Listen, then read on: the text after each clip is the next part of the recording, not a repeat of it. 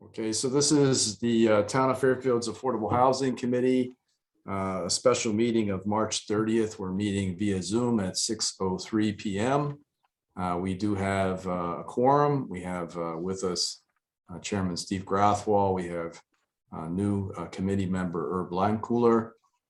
We do have also Janice and Glenn and Joanne, as well as our planning consultant, Glenn Chalder from Planometrics. I also think we have Jackie Page from the public and our recording secretary, Gretchen, as well.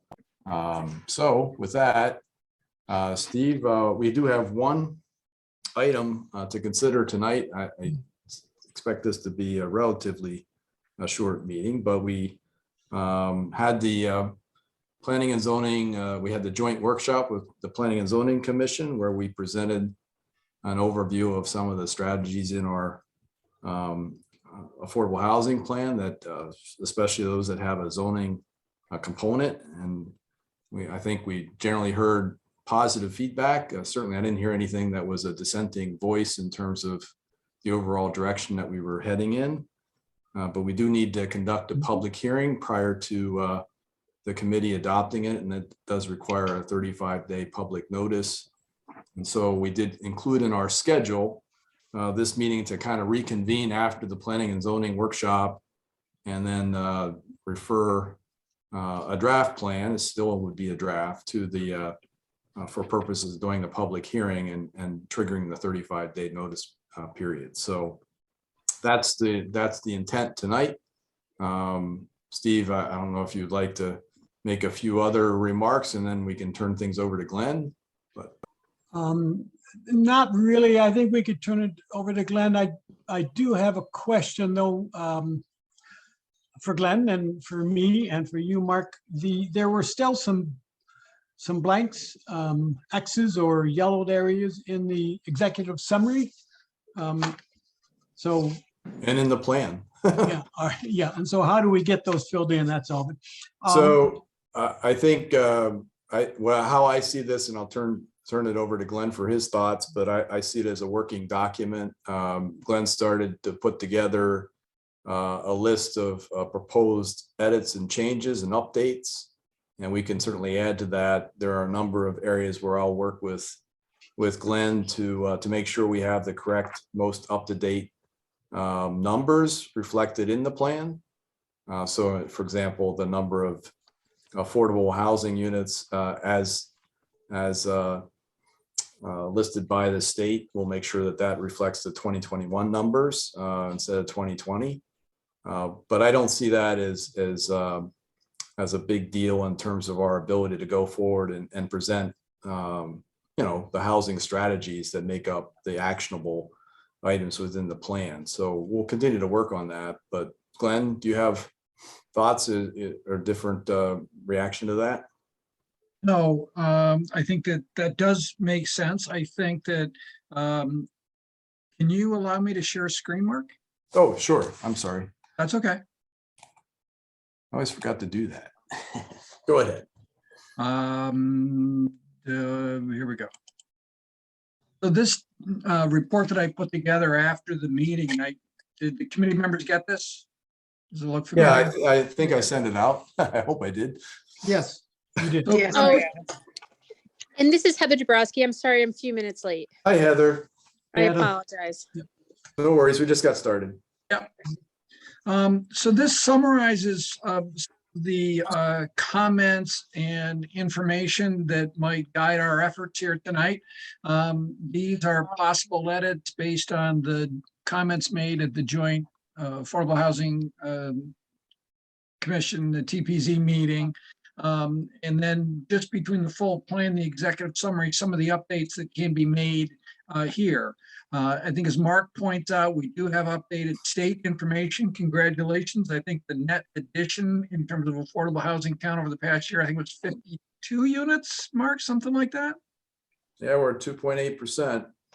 So, but again, units are starting to show up from the tracking and the work that's being done in Fairfield. So I think that's progress. There aren't too many towns or communities in Connecticut that have added 50-something units over the past year. So congratulations for that. I think the HUD income information, I've spoken with the Department of Housing. They think it's, I guess the word is any day now. We're going to have the updated income information, and so we'll be able to update the relevant information on median incomes, different AMI rates. We'll be able to calculate gross rents based on the new income information, and then also to go ahead and compute what we anticipated or estimated sale prices could be. We're also in a scenario where the interest rates are starting to increase, and the Fed has indicated they're looking at additional rate hikes over the next year or so. The math that we had done so far when we started working on this was we thought that an interest rate of 3.5% would sort of cover, if you will, where the market was going to be. But it's quite possible over the next year that it may continue to rise. And so because mortgage rates can have an impact on sale prices, that we can actually put in maybe interest rates at 3.5% and 4.5% to show the impact of a 1% change and what that does to affordable units. So there's just kind of 12 categories here that I've identified for possible changes, and certainly if the committee has questions, there can be more. I think on the cover and on the executive summary, simply to update the date of the report. In the table of contents on the full report, just to shorten up the strategy descriptions, because it goes into more detail and kind of dominates that page. Update the cover letter to reflect that this is now the proposed plan for a public hearing on adoption.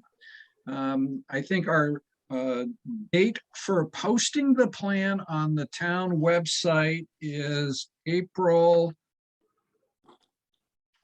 6th, is next Wednesday, a week from today. Mhm. And I don't know that we're going to get the HUD. If the HUD information comes out on April 1, which is sort of the earliest possible date, I think we can make it happen. If it doesn't, then this will be a carryover, that we will recompute those numbers between now and the public hearing date in May, and produce an errata sheet or whatever.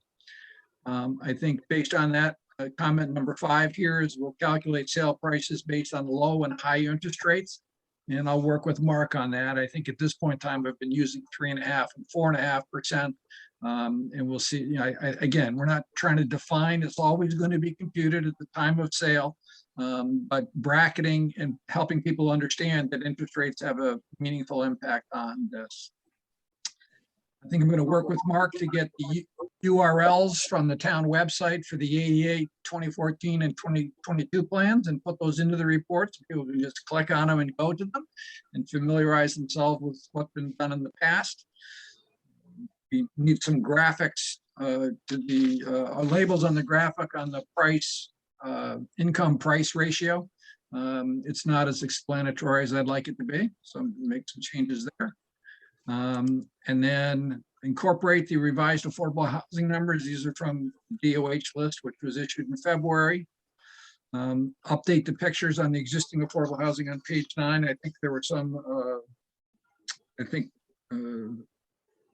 Jim Wendt suggested that one of the pictures, I think it was Westway, be swapped out with another picture, and he gave me one there. This came up at the meeting with the town plan and zoning.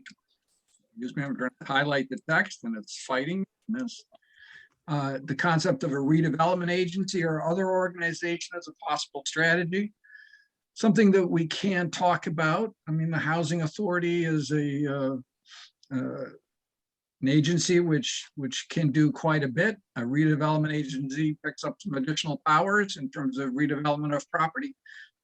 So that's a forward-looking, forward-thinking type of recommendation. We should talk about that. And then we'd always talked about targets in terms of possible housing production and what numbers could or should go in those various sections of the full plan and the executive summary. So those are my notes on where we're at. I think the ones that I think might need the most discussion would be 10, 11, and 12. Well, thanks, Glenn. Glenn and Mark, would it be helpful to do like a page turn quickly, but a page turn on the report and or the executive summary? Or do you just want to focus in on, as Glenn just said, targets for the affordable housing production? Go ahead, Mark. Yeah, I'm not sure I want to go page by page through the plan. I think we should spend a little bit of time talking about whether or not we want to include a suggestion of some sort with respect to investigating or looking at a redevelopment agency and whether that would have any effect. As Glenn mentioned, the housing authority does have a lot of authority, but it's a different entity. So that'd be one thing. And then I'd thrown out we have some goals in terms of number of units to be created, and I threw out some placeholder numbers, which I think Glenn incorporated into that sheet, which we probably should talk about as well. I did, as I was going through reading the report, I did notice a few areas where we have to make some editing changes where things are either spelled wrong or maybe the word choice is not correct, or there's a formatting error or something along those lines. So there'll be those editing changes, I think.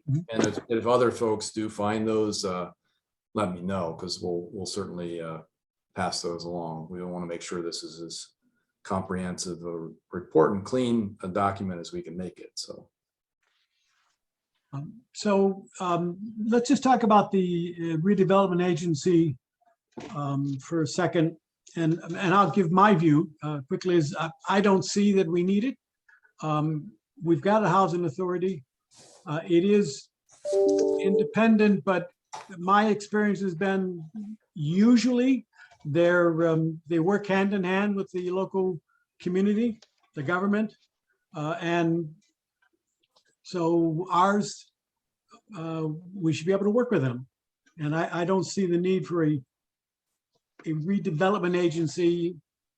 And when you mention redevelopment, to me, it always brings back memories of big cities and urban areas that need redevelopment.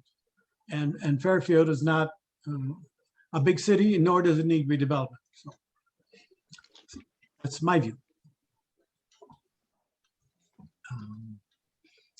So Joanne or Gwen or Heather or Janice, you guys could jump in, or Mark, you could jump in. Well, the only thing I would add to that, Steve, is that I don't think these things typically, when you propose them, a lot of communities don't want to create redevelopment authorities because they have to vest broad authorities to them, and they kind of lose control over it. And so I don't think it's likely that we will get a lot of traction or support from elected officials to do that. I don't, if there was strong feeling that we should at least have a conversation or at least create a placeholder, I don't have an issue with as kind of a lower tier goal, including a reference to it to look into it.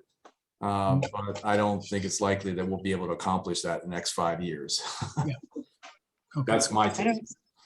I don't see that a redevelopment agency would work in Fairfield. I worked with redevelopment agencies. Yes, you do. And it becomes a headache, a very large headache, Yep. because then all the different agencies are working against each other. And one's trying to take credit for this, Fairfield's not big enough. So I would not go along with that.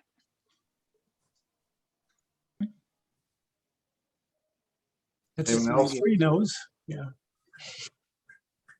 Well, I don't have a vote. Well, I mean, But we value your opinion. this doesn't constrain us from addressing something like this later if the opportunity presented itself. So I'm not sure it's critical that we put it in the plan. I wouldn't want this to be a distraction for the Board of Selectmen in the meeting that we have with them. Maybe it wouldn't, but I'm not sure that we need to put it in there. We certainly would have the option of addressing it if the opportunity presented itself, I think. Hey, in I 5 agree. years, we get to do another one of these, so. you never know. Gotta save something for the future. I think when Mark mentions the concept of the future, sometimes I think having a sidebar is an opportunity to put something in and say, at some time in the future, Fairfield may want to investigate. But in the bottom line, I think I agree with Herb that it could be a distraction. There can Yeah. be some controversy about it in terms of a power grab or even the powers that they have, a redevelopment agency has, includes eminent domain, which is not something that we're advocating for at this point in time.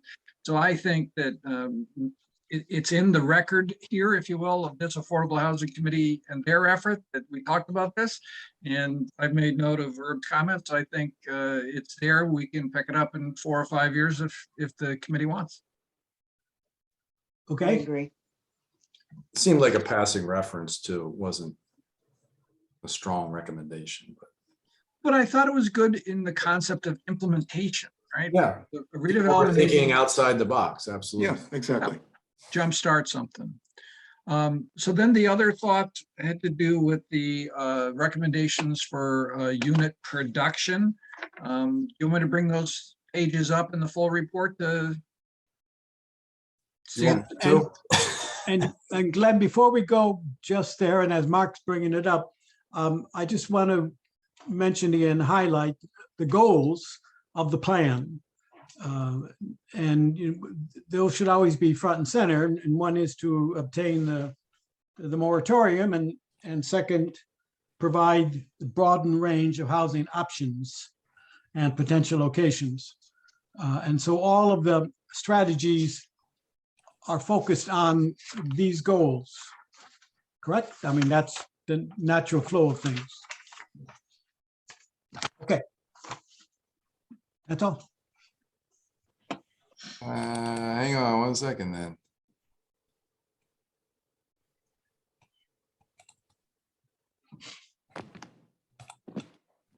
Oh, you got it. Glenn has it up. Okay, there we go. What page is that? I was looking for it, Glenn. Yeah, so this is this page here. Let me just pull down for a second. Page 15. There you go, page 15. I might as well look at it because I just printed the whole thing. Uh-oh. Sorry about that, Joanne. At least, No, listen, I at always least do. it's not a 12-hour hearing, so you're good. I always do. I print everything and my house looks it. So I think how I Glenn, what numbers, refresh my memory, is the numbers I had given you? Well, it's on 50. that, it's on that memo. It said 50. Good. So, I mean, roughly, I think what I was looking at is some of the production that we've seen or application that we've seen over the past few years, particularly around Fairfield Metro, with some of the inclusionary provisions, and whether, if we were to increase the set aside requirement around the TOD nodes, the transit nodes, from 10 or 12% present to 15 to 20%, what could we realistically realize? And, I think 50 would be an aspirational number, but not crazy number. I think if you had something less than that, it doesn't look as doesn't it look as interesting. So that was my thought. So let's look in reverse for a second, Mark, that if it was 50 at 15%, that means producing 350 units in total, something like that. Yeah. And in the last, I don't know, 10 years, 7 years, the inclusionary zoning, we've got 95 or 100 affordable units, and it took us 1,000 to get to that.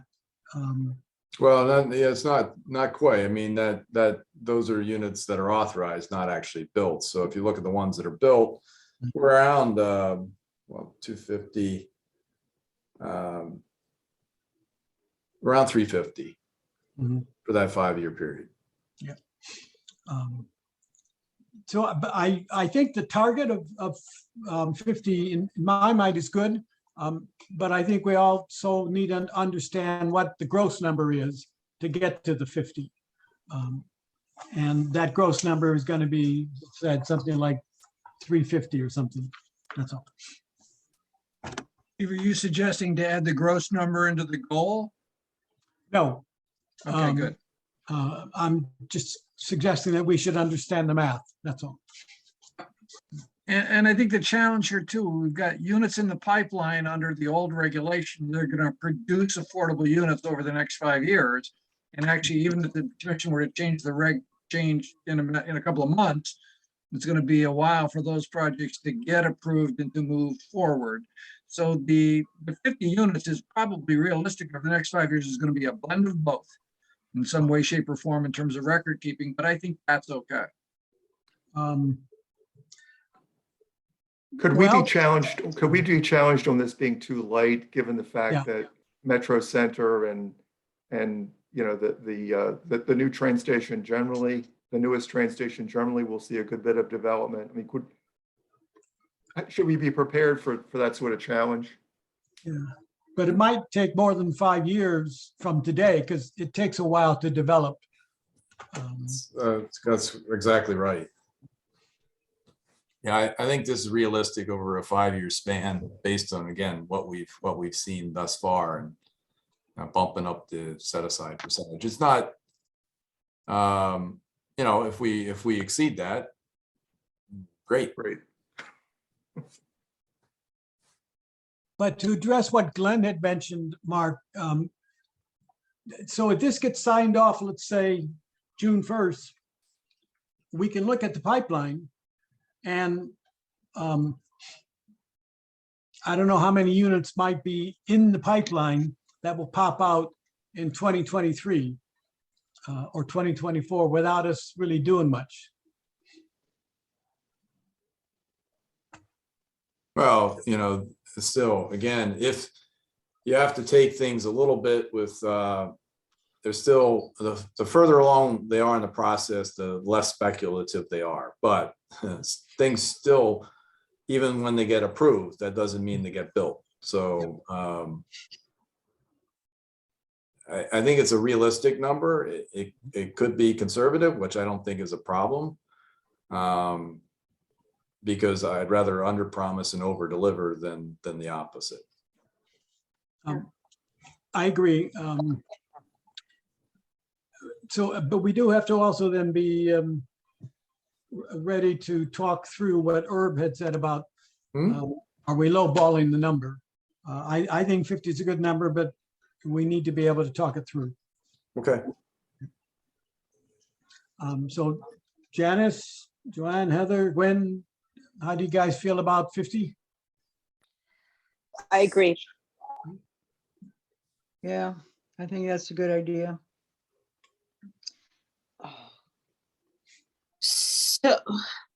So how many do we typically generate in 1 year, approximately? Well, you're gonna have to blend it a little bit because these Yeah. things go in fits and starts. Sometimes we have really active years and others, but I think that, again, if we looked over the 5-year span and averaged it out, that looks like it's about right. You know, in terms of the inclusionary piece, it's about 350 units, and you know, 50 of those would be that type of thing, a little bit more. So then I would agree with you that you want to set a realistic goal. And if we come in higher, great, but I agree, 50 sounds like a really good number. Thank you, Janice. Next goal statement is the next strategy, 4.1.2. This would now be on page 16. This is the modification of the designed residence district. So there's actually 2 numbers that go in here. one of which is a goal to produce new units that would help meet the age-related obligations or desires of people in the community, and that would include affordable units, and there is a 20% set-aside requirement in the DRD. So I think the two numbers that Mark had suggested here was 100 new units and 20 new affordable units over a 5-year period. And I think that, again, it's going to take a little while for the DRD to get modified, to get on the ground, and then for developers to respond. So I thought those were good numbers as well. Yeah, that's probably, yeah, exactly. That was my thinking there, Glenn, which is, it's gonna, I don't see this really, the Planning and Zoning Commission taking this up until they complete their POCD update, and in the process, then start to do a comprehensive rewrite of their regulations. They could consider this simultaneously. So it really might be a few years before we actually have the regs changed, and then the market can respond to it. So I didn't see a lot of developments or a lot of people taking advantage of it. I think this has some positive, provides an alternative route for those who may want to do something that's a little bit more dense than what we currently allow, but certainly in keeping with the character of the surrounding neighborhood, but not going the 830G route. So that was the whole thought behind it. And I just think that by the time we get the change and the market response, that we only have 2 or 2.5 years of that 5-year span to actually produce units. So that just seemed like again, a realistic number. It's a little underwhelming, but I don't think it's, I think it's a realistic number given where we are. So this is an aspirational thing for me, that if the town TPZ can work with private developers to actually produce things the way that meets the town's needs and the town's desires, it would be really great. Keeping my fingers crossed. I agree. I think I kind of wish that the TPZ could almost pick this one up and run with it now.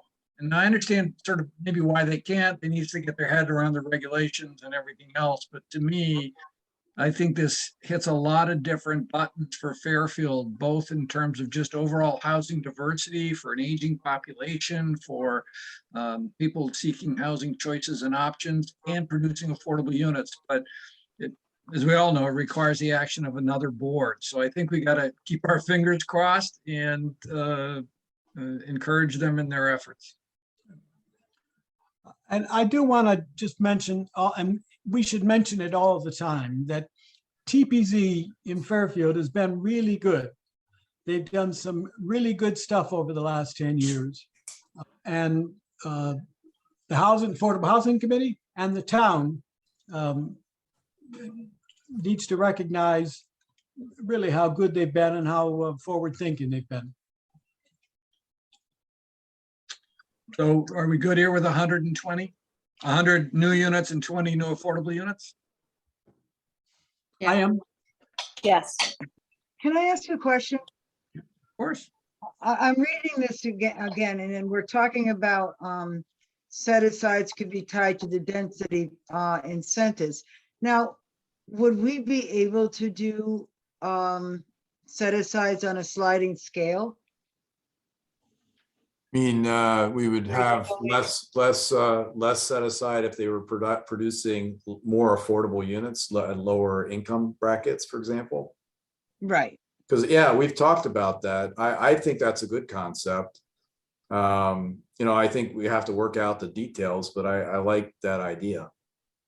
Yeah, I'm just sitting here. That's why I'm not looking at the screen. I'm sitting here trying to figure that out. And I think that if we were able to do that, it would be beneficial to everyone.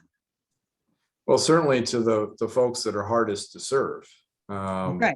It's fairly easy to create the 80%, not easy, but it's easier to do those than the 60% units or the Right. 40 or 50% units. So, I think we it's a math issue. So I think we probably can calculate what the offset should be and provide some flexibility to allow developers to meet that need and give them some incentive to do that. Exactly. I mean, that's what we want. We have a goal that we want to reach, so let's help them along Mhm. No, that's a to good get point. to that goal. I know we still have Okay. to talk about middle housing after this, but if we get the first moratorium in, a year or 18 months, let's say, that would last us for 4 years, right? We'd have the moratorium for 4 years, and during that time, we'd have to generate enough units to qualify for that second moratorium. Correct. Do these numbers, and I know we've also got to include the middle housing and everything else we generate. Do these numbers seem to aggregate to enough to get that that second moratorium in the 4 years, do we think? Well, not in and of themselves, but to Glenn's earlier point, we do have a number of units in the pipeline that may not get built in the next year or so, but may be completed after that would contribute points. And the threshold requirement will be lower for the second moratorium than it is for the first. It's 1.5% of the units. So it is a lower bar to clear, and hopefully we have enough in the pipeline that would put us in good stead towards getting to that goal with some new projects in the works. Mark, can you just say that again, that it's 2% for the first moratorium, 1.5 then for the second? Yes, Yeah, and that 1.5 means about 350 points, something like that. Yeah. I didn't do the not units, but points. points, yeah. Yeah. And to Joanne's point, if we can come up with incentives or some flexibility in our regulatory scheme that incentivizes developers to produce units to meet the needs of lower income households, those actually count more in terms of points. So, we should look at that. Did you share the conversation you and I had, Mark, about that? About housing unit equivalent points? I didn't, no, go ahead. Well, so I think it's funny how your mind works sometimes. You hear different statements from different people and on entirely different topics, but then later on, for example, on the ride home, you put the two thoughts together and you say, geez, I wonder if that could work.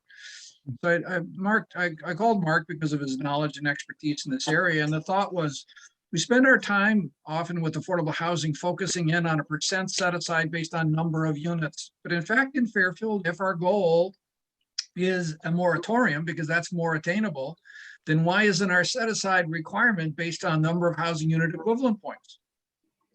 And so, for example, if it's a unit at 80% of AMI, then maybe you get 1 housing unit equivalent point for it. But if it's a 60%, you get 1.5. If it's 40%, you get 2 or 2.5. And the question is, well, hang on a second here. If a developer says, well, you mean I can meet my obligation with fewer units? The answer is yes, that is a possibility. And as Mark points out, is a deeper level of affordability. So all we did was talk about it conceptually, but I think it's the type of thing that could start to work over time as planning and zoning begins their work. And I think that idea would perhaps accumulate points faster than units. And that might in fact be something that Fairfield wants. So again, just food for thought. I don't think it's ready for sharing on the big screen yet. But Mark and I did talk about it, and I'm continuing to think about it. And so we may continue to talk in the future, and this concept may work out for Fairfield. I think that's very intriguing. And maybe we could do it with 1 bedroom or 2 bedroom or 3 bedrooms. There's, I guess, lots of different ways we could put the math together. And so I find that very intriguing. Yeah, I think you kind of wonder where these things come from, but again, I think it's worth pursuing. I don't think it's ready for putting into the report. Yeah, I would agree. I think we need to think that through a little bit more. Yep. Okay. I believe the next, whoops, The next strategy, I believe, is on page 17, 18.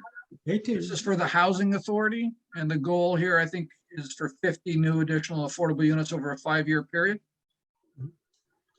Yeah, and frankly, I'm hoping that, we had talked to the Housing Authority about the Bureau Street property.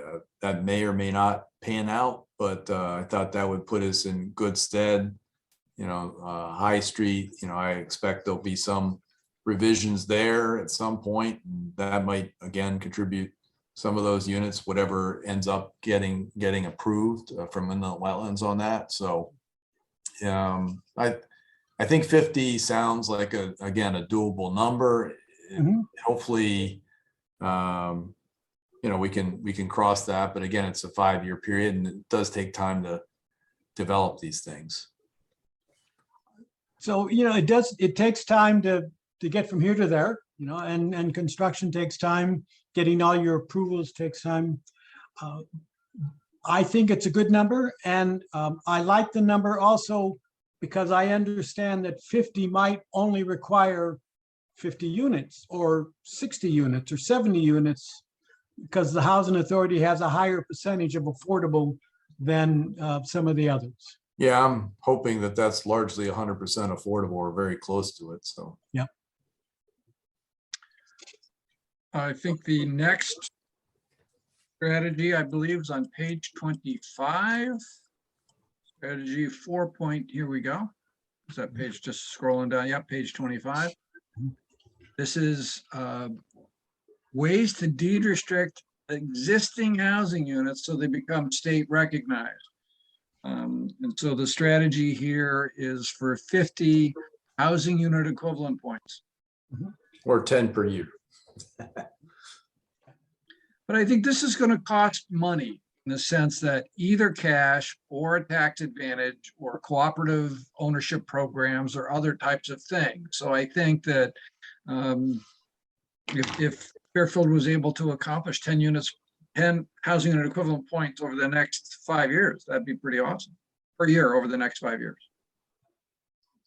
Yeah, again, I think that's a realistic number. It might be a little aspirational given where we are at present, and it's obviously dependent upon the reaction of the marketplace, the folks who actually own the units, and whether or not we come up with something that's can incent them to participate. But we're getting some positive feedback right now. I'm working with a couple of owners that are looking at these types of things where we're using, funds through the Community Development Block Grant Program as we have in the past.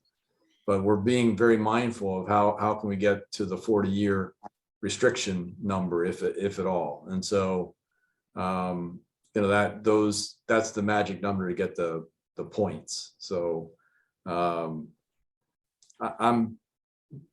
reasonably optimistic that this is a good number that we can attain. Mark, now that COVID is hopefully behind us and we can meet in person, I would really like to have some developers come in and present things, even if it's just somebody doing 2 units or 4 units. I think it'd be good for the committee to hear their thoughts, their ideas, because it would help us to think in broader concepts about strategies. Okay, definitely do that. I think the last numeric goal is on page 26. This is, as Urban indicated earlier, the middle housing concept. And this goal is to increase housing options and produce the additional affordable units over a 5-year period.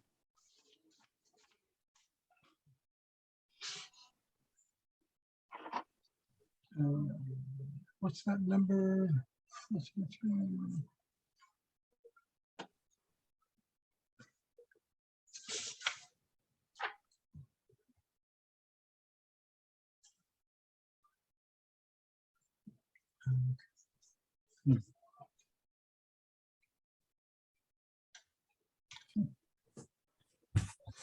So Mark, do you have any feel for if it's 50, what that reverse math comes back to? Is it, to get 50, do we need 500 or do we need 100?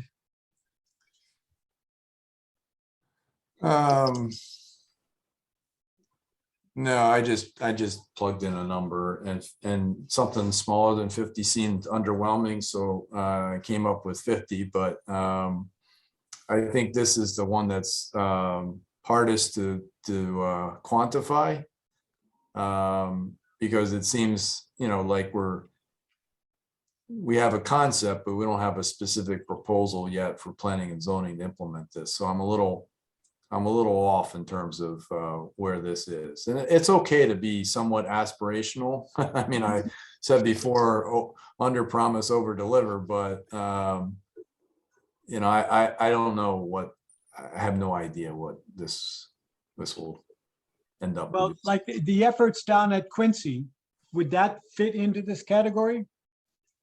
If we were to produce 6 units or 8 units tied together? It could certainly. It's increasing, the allowable density within that area, not overwhelmingly, but it's outside of the traditional zoning envelope, if you will. So you could argue that we're not going to get the 50 by that alone, but that's a good example. So I think this is another one too that could involve cooperation, communication with TPZ in terms of some regulation changes and some other things to help make the middle housing thing start to happen. So this one may take a little while to ramp up as well. And since generally speaking, these are smaller developments than we might otherwise see in some of the other approaches, they might occur incrementally. I mean, So do you want to cut it in half? I mean, I don't know. So I wasn't thinking in half, but I was agreeing with you, Mark. I think this one is a little bit more aspirational than maybe possible to achieve in the next 5 years. So I don't know if we leave it there to be aspirational or whether we moderate the number to make it more attainable. I'm not quite sure. It really depends on the feeling of the committee members. Well, let me ask if this is maybe the most potentially controversial idea. Is the middle housing, does it almost by definition mean it's going to be in an area that hasn't seen much multifamily housing? And so you're going to be doing 2 or 4 units, maybe in an area that had been single family. That's a question.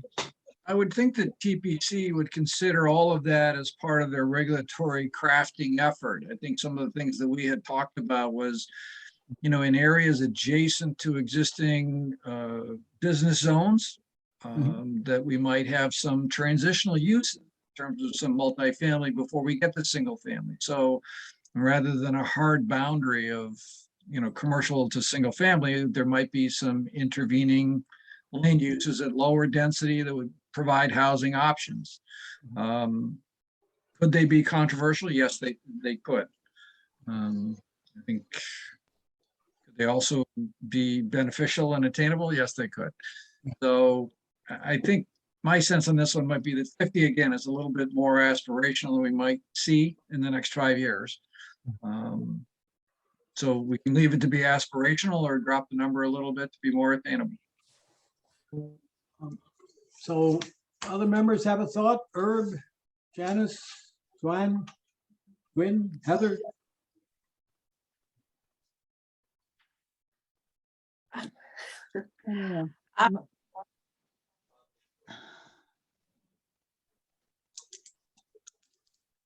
I mean, we probably don't want to drop the number by too much, to indicate our commitment to the concept and that we really actively want to pursue it, but could certainly drop it to 40 or 35, I would guess.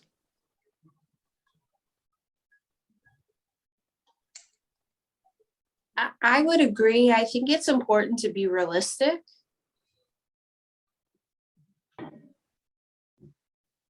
But again, that's where the sliding scale comes in. I You like can that. have- You can have your top layer at 50 and come back down to meet the needs of what we need. Well, this Don't is you really think? just capturing units, but again, it could be we could express it differently, but for this purposes, maybe what Herb is suggesting, picking a number that's a little bit more realistic would be better. And still give us that flexibility to address your concern, Joanne. I wouldn't go below 40. Okay, I mean, Or 40 is a good number. I mean, realistically, we want to meet our goals, so we Sure. don't want to give away the baby with the water. hmm So with the bathwater. So if we made a realistic goal of 40, then you can still go up to the 50 and come down a little bit as need be with, as again, the sliding scale. hmm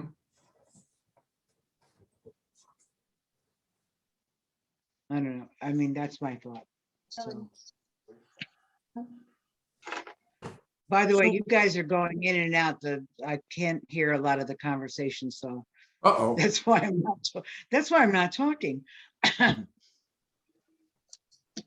We can hear you fine, Joanne. That's good.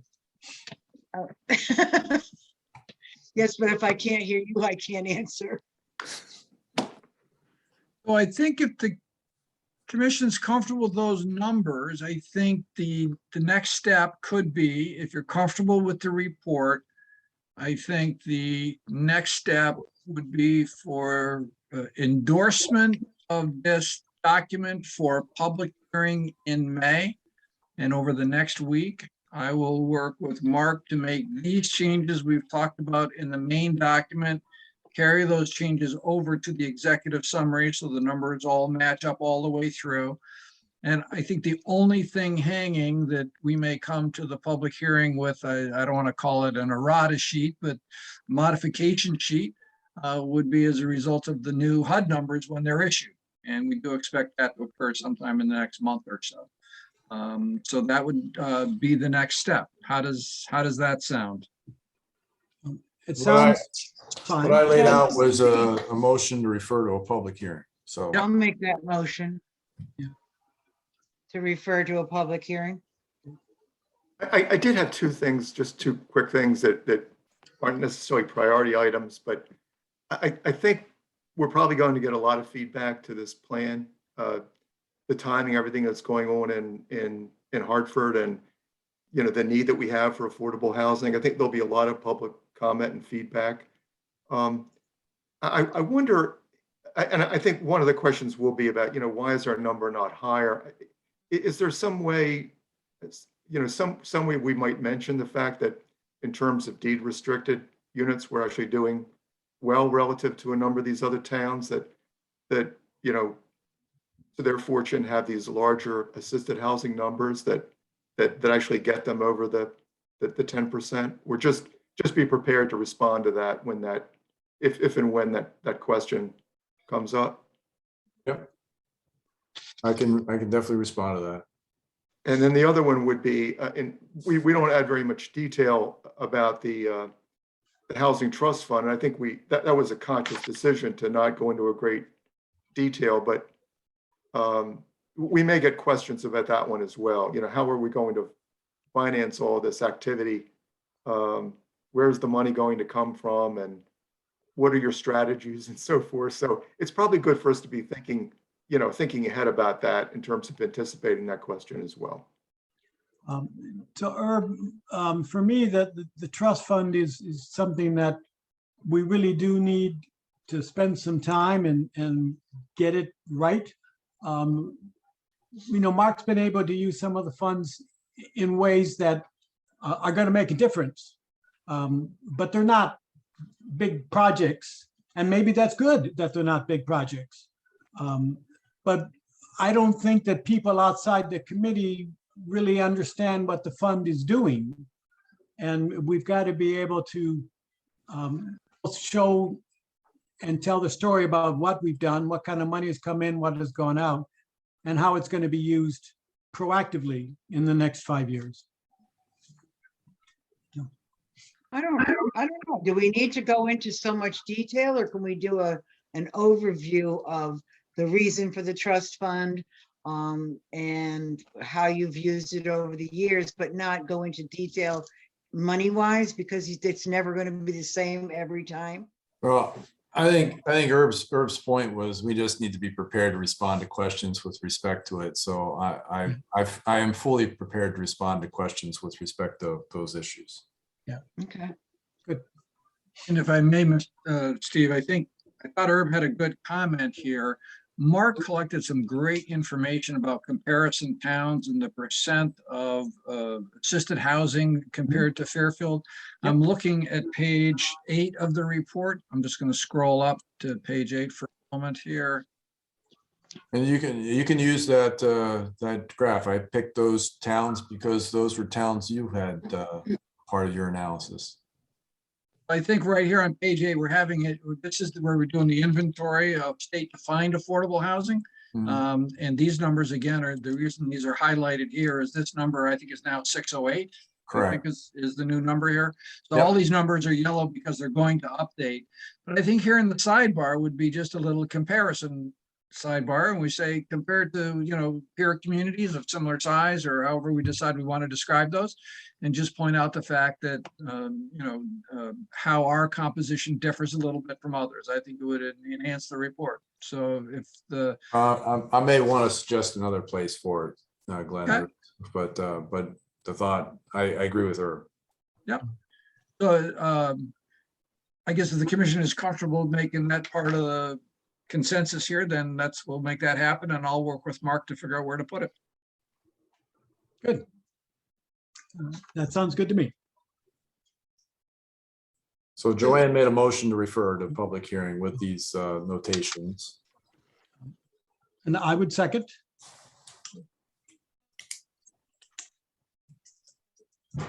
Any discussion? Discussion, comments? Not hearing any or seeing raised hands. So we could vote on the motion. If you are in favor, say aye. Raise your Aye. hand. and say aye. Those opposed, raise your hand, say nay. And abstentions? So hearing none, no nays and no abstentions, it passes unanimously. Okay, I'll work with Glenn to get these updates and also to post the notice in the as required by the statutes. I'm not sure how to go in the paper or where it has to go, but we'll get it done.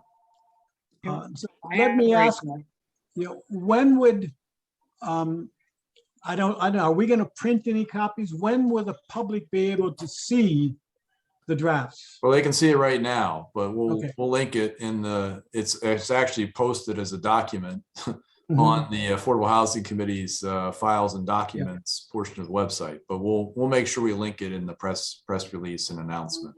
Okay. And are you going to do any direct emails to interested parties? Yes. Okay, good. So Can I I think, make a request? That Yes. it's either on a Monday or Wednesday, not a Tuesday or Thursday. What's that? Can we do it on a Monday or a Wednesday, not a Tuesday or a Thursday? The public hearing? Yeah. Okay. I'd like to be there. Okay. I think the challenge right now, Joanne, is that my schedule's got tied up with a bunch of these. And so the challenge is I have Fairfield slotted in on Wednesdays. And I'd have to work with Mark to figure something out. Monday, the 16th, what were you saying? Mondays wouldn't work for you? You said I Monday work- or Wednesday. I work Tuesdays and Thursdays, 25-hour shifts. So Wednesday works. Wednesday works. Okay, We're Wednesday. scheduled for May 11th, Yep, there we go. Okay, Perfect. Okay. great. which is a Wednesday. Thank you. So Mark, I'm going to try to have the edits done to the best of my capability by the end of this week, which I'll probably coordinate with you on some URLs or some other things for the 2014 plan, the 1988 plan, and some other stuff. Yep. But to give it to you in plenty of time that we make the 35-day deadline by Wednesday of next week. Yep, happy to do that. Perfect. Nothing else from me, Steve. Thank you, everybody. Great. Well, thank you, Glenn. You've been very good. And we're not over the finish line yet, but thank you. We're full Oh, so we steam can see ahead. it from here.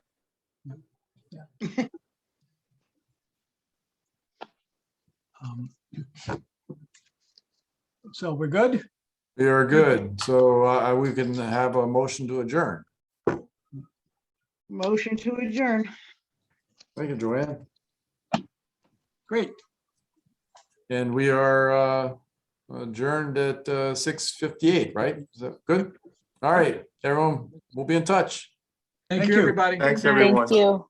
Bye-bye. Good night.